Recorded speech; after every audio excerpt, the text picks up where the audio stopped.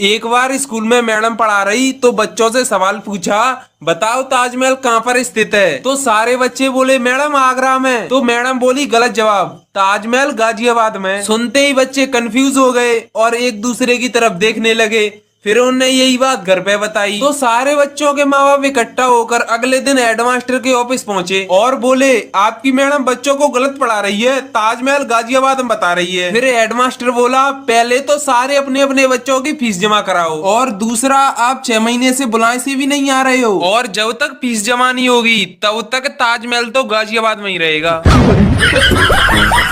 एक किसान के पास 2 घड़े थे। एक घड़ा थोड़ा सा कहीं से फूटा था और दूसरा घड़ा सही था। किसान रोज नदी पर पानी भरने जाता था। वह घड़े को एक डंडे में बांधकर अपने कंधे पर दोनों तरफ लटका कर लाया करता था। लेकिन किसान के घर 1.5 घड़ा ही पानी पहुंच पाता था, बाकी रास्ते में ही गिर जाता था। ऐसा 2 सालों से हो रहा था। सही घड़े को इस बात का बहुत घमंड था कि वह पूरा का पूरा पानी घर पहुँचाता है। वहीं दूसरी तरफ फूटा हुआ घड़ा इस बात से बहुत शर्मिंदा रहता था कि वह आधा घड़ा ही पानी पहुँचा पाता है। एक दिन फूटा हुआ घड़ा किसान से बोला, तुम मुझे इतनी दूर ले जाते हो लेकिन मैं आधा पानी ही घर पहुंचा पाता हूं। मैं बेकार हूं, तुम मुझे फेंक क्यों नहीं देते। किसान उस घड़े को अपने साथ लेकर गया और जब वह आधे रास्ते में पहुंचे तो उसने फूटे हुए घड़े से कहा, तुम खुद को कभी बेकार मत समझना। ये जो रास्ते में रंग बिरंगे फूल लगे हैं ना, ये सब तुम्हारी वजह से हैं। मुझे तुम्हारी कमियां पता है, इसलिए तुम जिस तरफ रहते हो मैंने उस तरफ फूल के बीज बो दिए थे और मैं इन्हें रोज बेचता हूँ, जिससे मेरा परिवार चलता। ये सेब हर दिन वर्कआउट करता था क्योंकि कुछ समय पहले मालिक ने उसके दोस्त को चुना था और उसे छोड़ दिया था। इसीलिए अगले दिन उसने खुद को लाल पेंट से रंग लिया और सपने देखने लगा कि अब तो उसे भी स्टिकर मिलेगा। लेकिन तभी मालिक ने फिर से उसके दूसरे दोस्त को चुना। अब सेब ने लगभग हार मान ही ली थी और सोचने लगा कि शायद वो सेब बनने के लायक ही नहीं है। तभी उसकी नजर पास के जिम पर पड़ती है। सेब खुश हो जाता है और तुरंत ही 80 किलो के डंबल्स उठाने लगता है। वो पूरे 2 सालों तक जिम में पसीना बहाता है, लेकिन जब वो खुद को देखता है तो उसे एहसास होता है कि वो जरा भी नहीं बदला। तभी वो एक एयर पंप लेता है और खुद को पंप करके बड़ा कर लेता है। अब वो पूरे कॉन्फिडेंस के साथ वापस लौटता है और उसे आखिरकार वो स्टिकर मिल जाता है। लेकिन अगले ही दिन उसकी हवा के साथ उसका स्टिकर भी निकल जाता है और तभी मालिक ट्रक लेकर चले जाते हैं, जिससे सेब को इतना गुस्सा आता है कि वो खुद को पेड़ से अलग करके पेड़ों के बीच झूलता हुआ ट्रक का पीछा करने की कोशिश करता है। लेकिन आखिरी छलांग लगाते वक्त उसका हाथ फिसल जाता है और वो नीचे बैठे एक आदमी के ऊपर गिर जाता है। और इसी सेब की वजह से न्यूटन ने ग्रेविटी की खोज की थी।